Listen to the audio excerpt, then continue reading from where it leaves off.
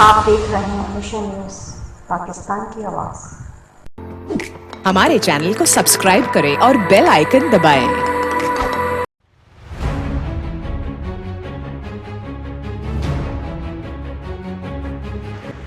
کورنگی کا علاقہ چکرا گٹ میدان جنگ بن گیا، گولیوں کی آواز سے علاقہ گونج اٹھا۔ محمد عثمان نے مشن نیوز کے نمائندے کو بتایا کہ ذاکر جٹ اور حسن جٹ نامی شخص کے کارندوں نے میرے گھر پر قبضہ کر لیا ہے، اور محمد عثمان نے بتایا ذاکر جٹ اور حسن جٹ نے میرے گھر پر حملہ کروایا۔